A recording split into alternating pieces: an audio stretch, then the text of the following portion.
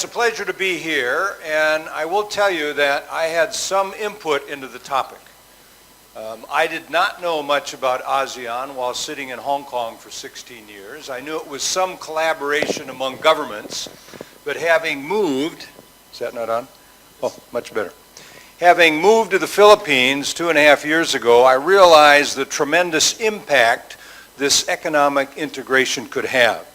So given my role as a management educator, I considered what impact AIM could have with the integration, and we have since realigned much of our intellectual generated content, coursework, and consulting to the ASEAN region.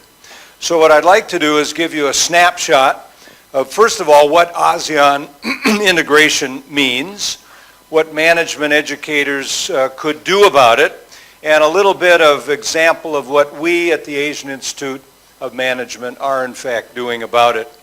Now, my colleagues prepared a 63-minute presentation. I've been given 45 minutes, which is a negotiation we had recently, and I've also been asked to save 15 minutes for Q&A. What that means is a compressed discussion.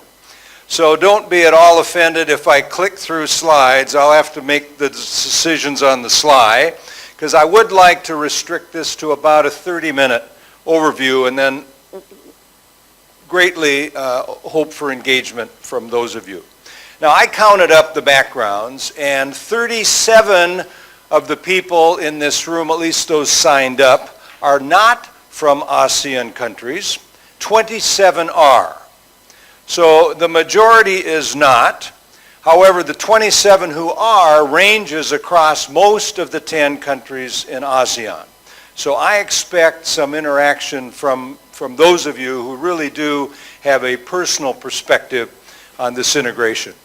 So with that, quick overview again, a little bit about AEC, and I'm focusing on the economic community, not the diplomatic community. Within our school, we really do both, but for my purposes today, it's really the AEC.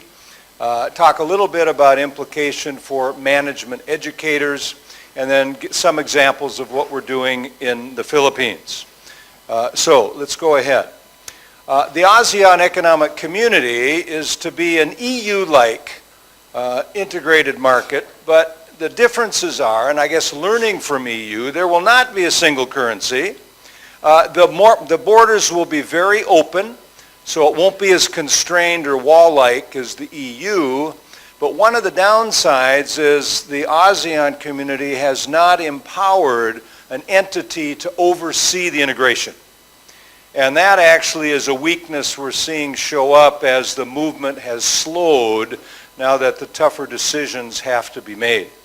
In fact, much of the negotiations are bilateral rather than across the 10 countries. So there's a little bit of slowdown, but I'm going to give you a sense of what the concept means and what the reality could be. So here are the 10 countries, those of you who don't know. It started out with, I think, 5, 6, and has grown to 10. And there's an 11th in the wings. Timor-Leste would like to be a part of it, but there's some development that needs to occur. But if you look at the population alone, you will understand the significance of this entity. Over 600 million. There are only 2 entities larger, such as China and India. But you will see that the ASEAN community is larger by far, over double the US, and larger than the EU. So population-wise, it's significant. In terms of growth rate, now this average is really across all 10 countries, and some have struggled a bit. Brunei, I think, with the oil prices. But if you look across those countries, look at Myanmar, look at the Philippines, look at Laos, which of course is a small entity. Average now projected to be almost 6%, this 2014, and that'll be finalized very soon since it's already occurred. But that's compared to a US of 2.4% growth and a EU of 1.3. So just comparing to the main entities of the West, significant growth. And of course, one of the reasons for me to be staying in Asia for over 18 years. Here's some GDP, again, a busy chart, but look at the last side of it. $2.5 trillion GDP across the 10 entities. Now, clearly China and US are significantly larger and others, but that is a highly significant size. And what's important to note is in that 5-year, it's increased about 66% in a 5-year period. Now, these are the 4 elements that are going to evolve with the integration. Single market and production base. Actually, the ASEAN integration is meant to distribute production across the 10 countries in whatever sensible way makes sense. It's meant to give the ASEAN countries greater competition. And no one denies the fact that the strength of China is motivating ASEAN to do something in response. Region of equitable economic development. With the exception of Singapore, all of the 9 countries are really emerging, developing countries. So there's implications to that. In fact, part of our role as a business school is to take consideration of the social and economic development as well as the business development. Now, there is an intent to integrate this ASEAN community into the global community, which is why it's very open to other entities. There are what's called dialogue partners, which means negotiations between ASEAN and, say, China, say, US, say, Australia, and others. So the intent is to have a trading bloc that will negotiate good terms with other entities. So it really is a globally important entity. So I'm going to go through the first one in some detail, but the others I'll leave for later. This is what's important for a business school. This is what's important for businesses. If this evolves, there will be free flow of goods, free flow of services, free flow of investment, free flow of capital, and most importantly for those in the room, free flow of skilled labor. Now, the intent of that skilled labor evolution is to start with the easily identified professions, nursing, physicians, and the like, accountants. My intention is to get MBAs in that list. You know, wouldn't it be lovely if MBA graduates had access to all 10 countries for their employment? Wouldn't it be lovely if there were visas granted if you attended certain schools? And that would allow the growth and the flexibility for companies to expand. So that's actually my ending slide, but I'm teasing you with it right now. Next. So again, these are a little more detail. We can skip through these. Obviously, the global supply network is part of what we're trying to do. Competitive policy, consumer protection. These are meant to be across the 10 countries where taxation and e-commerce are collaborative taxation. Now here's a long list that relates to the harmonization of education. The intent of all this is that the credentialing offered by the various national entities would be embraced by those within the community. In other words, if you attend a school in Indonesia, a school in Malaysia, Philippines, you would be recognized at that qualification level within the network. Now that has not occurred, and there is a lot of differences among those educational entities that has to be reconciled. But that's in process as we speak. In fact, there is a university network that is working on that, and we're trying to be part of that. So, standardization of quality. This is where entities like the AACSB come in, because bringing in a global standard into this economic community gives the credibility to recognize cross borders. And I will show you a list. Among the ASEAN countries, there are several accredited schools. AIM was one of the early ones, but there's room for many more. The growth of entities within this complex economic community is large. So the diversity is there. Research funding is not enough. And obviously the war for talent motivates more and more entities to provide talent. Again, a curriculum reform is happening, and there's a heavy leaning among the ASEAN diplomats for science and technology. Again, this is the national graduates across borders.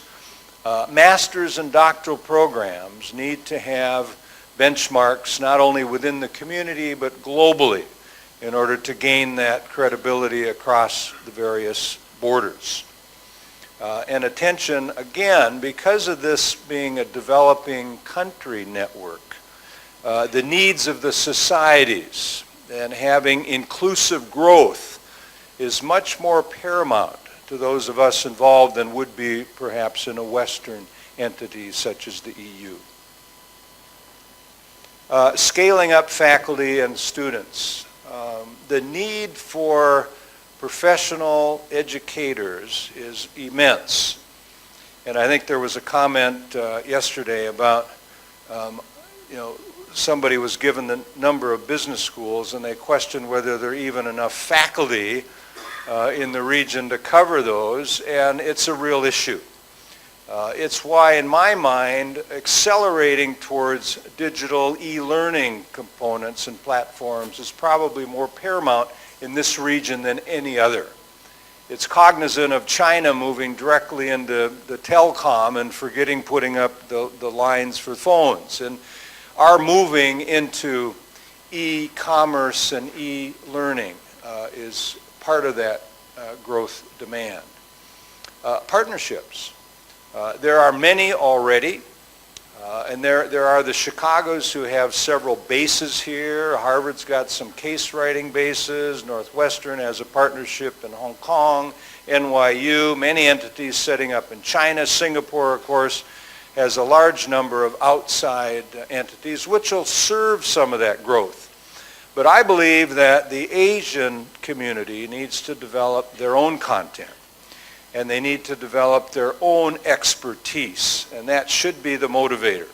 Bringing in outsiders is certainly useful as a kickstart, but eventually I think the responsibility of relevant content relies with those of us living and working and understanding Asian implications. So, ASEAN and orientation in idea generation. In other words, content developed for ASEAN. Now, I'm just carving ASEAN out because the economic community is developing. Initially, of course, the Asian Institute of Management really embraced all of Asia. Having lived here for so many years, there is no such thing as really comparability among Asian societies. There's as much differences as similarities. So wherever you carve it, simplifies it. And by focusing on ASEAN, at least we have taken a slice that has some commonality in terms of the development and the integration that's going to occur. There's a word that we're using with the ASEAN integration, and it's co-opetition. Not cooperation, not competition, but a combination of the two. And it almost reminds me of Dean Kumar's last words, where he embraces competition. He welcomes it, but it'll motivate them. And I think in a way, we can cooperate and compete at the same time. I've been involved in several business school partnerships, and I do have a loud voice. Is it loud enough? Okay. Here's some data for you, and this has been cut a few times already during this conference, so where this came from, I'm not sure. I know my colleagues put it together, but one cut is that there are about 12,000 business schools in the world.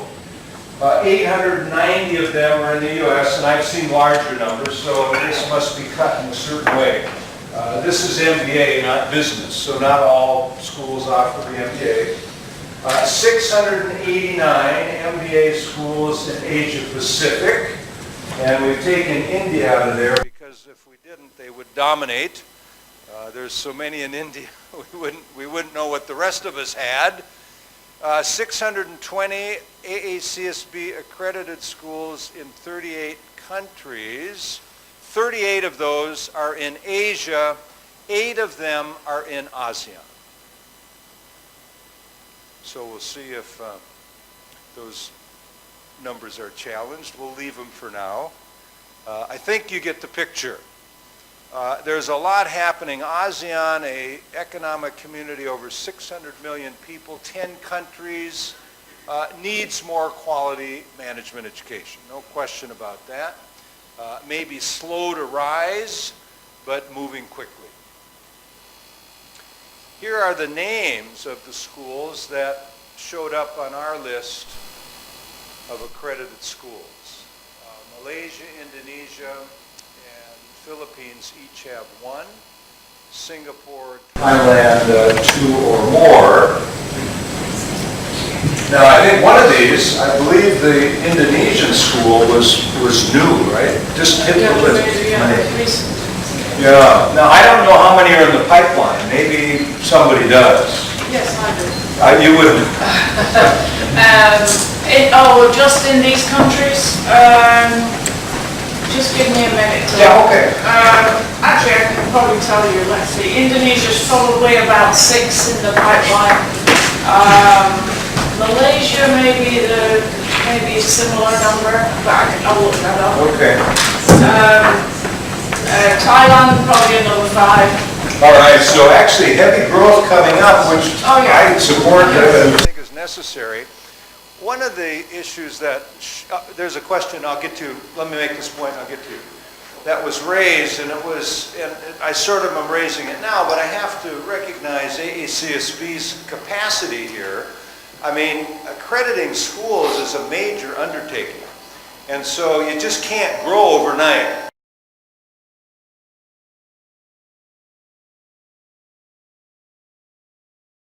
I know you'll support that comment. And so while there's all these in the pipeline, having just gone through the review ourselves, you know, the report writing, the time it takes, the site visit, all of that is a very onerous task. And I think the size of AACSB, while growing, has limits. And so I'm sure that that's part of why the capacity building isn't overnight. It takes some time. Question? Oh.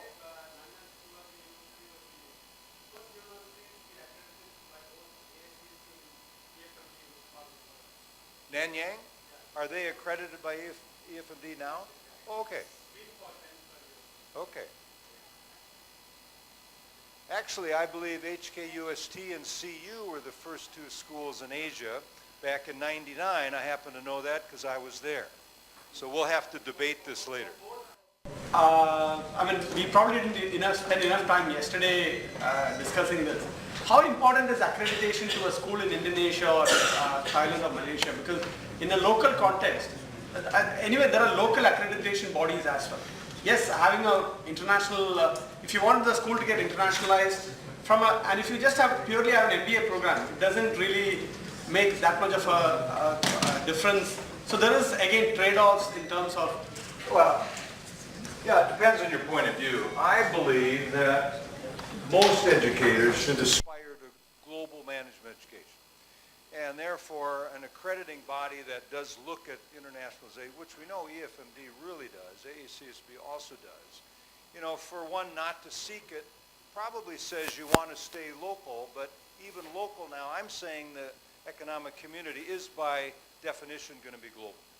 And so I would think any participant of a significant level within that community would want some credentialing that gives them some authority to expand. So we'll leave that slide because that really wasn't the fully intent. But I also wanted to show the difference between China and just ASEAN. There are like 3 times as many schools, and you can challenge my slide. Don't do that. Just count it up and pretend it's accurate. The detail, I didn't produce it, but I do know that it's quite close. But the point is there are 3 times as many just in China. Now, you notice I added Hong Kong in there. And when I was living in Hong Kong, I didn't think I was in China, but now I know that I was. And that's an evolution. But anyway, there are a lot of schools that are accredited there. And not enough, all right, but many more than in ASEAN. A little bit about AIM, and then I do want to have a conversation. I really think it'd be helpful, and I'd like to hear from you about your own ASEAN point of view. I'm not an expert. I moved to ASEAN 2.5 years ago, but I'm fascinated by the potential this integration could create, not only for the businesses, but clearly for those of us in business or management education.